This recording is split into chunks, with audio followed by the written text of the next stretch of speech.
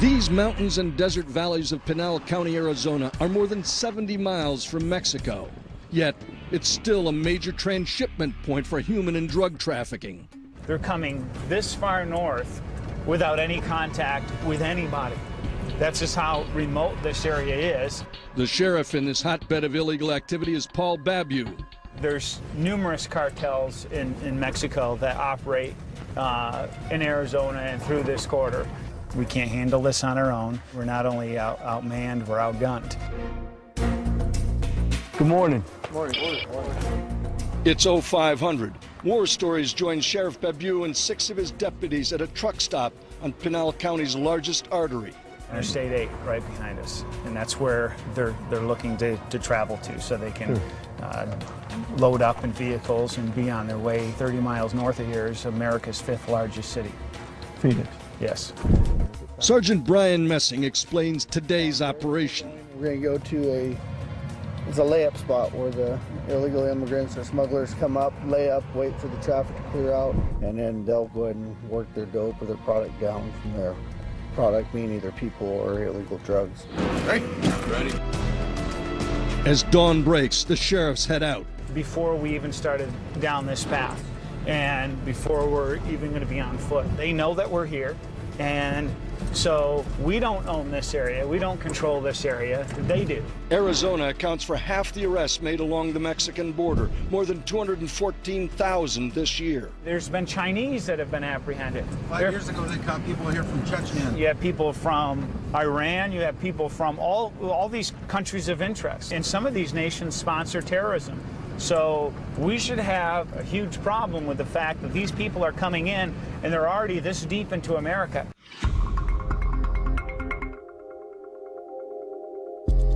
There is Metro Phoenix, and here is the layup area. Sheriff, what do you got here? What is this? This is one of the layup points of what would look like a dump. They'll come up here, lay up, put on clean clothes, and leave all the other stuff that they traveled with behind so they can run light, because it's 4 miles to the highway. That's why we have the backpacks that are discarded, the food that's discarded, and the clothing. This is a huge ecological crime over and above everything else that's going on. We're surrounded by tons of garbage. This is just one of hundreds of spots like this. How far are we right here from the border? Approximately 70 miles north of the border. So more than 70 miles north of the border, we're still fighting a border war this far into America. Yes, this should be outrageous to anybody, regardless if you're from Michigan or Massachusetts. This is a very serious threat to America, not just Arizona. So what goes on here affects the rest of our country's national security. Every night, right in this area, there's squad-sized military-type elements with AK-47s that are operating here. This is the exact spot where in April 2010, one of Sheriff Babu's deputies was shot by suspected smugglers. He was working his way down from the south, following a group, got up into the saddle and got ambushed up here. Back at the truck stop, we asked Deputy Louis Parole about the incident. Tell us what happened. Well, sir, I spotted a group of smugglers coming up out of the desert. They had 5 big backpacks of dope. I walked up on them. I got too close. One of them stood up and saw me, and he began to shoot immediately. What's he carrying? He was carrying a real AK-47, full auto. He gave me about a 5 or 6 round burst. I brought my M16 up and I returned fire. I saw him go down. He just didn't stay down. He wasn't there when we went back looking for him. They could have come back and finished you off. They could have. They were more concerned about getting those 5 backpacks of drugs out of here. That was their payday. You gonna go back out in this desert? Yes, sir, I am. Why do you do this? As long as they're smuggling drugs, I'll keep hunting them. Illegal activity from Mexico is so rampant in Pinal County, the federal government has put up these warnings. Active drug and human smuggling. Visitors may encounter armed criminals and smuggling vehicles traveling at high rates of speed. If you see suspicious activity, do not confront. This is just one of 12 signs along a 60-mile stretch of Interstate 8. This is America. Signs like this shouldn't say any type of warning to our own citizens in our country. This is outrageous.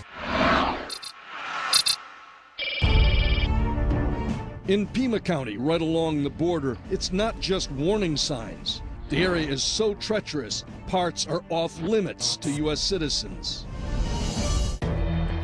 The 118,000-acre Buenos Aires National Wildlife Refuge is a sanctuary for plants and animals.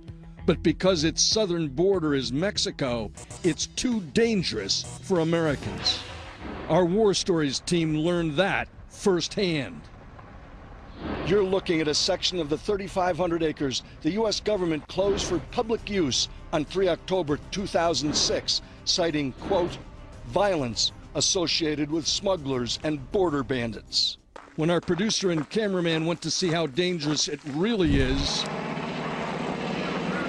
a Border Patrol Black Hawk, 2 agents and 2 U.S. Fish and Wildlife officers were dispatched to expel them. What are we doing wrong?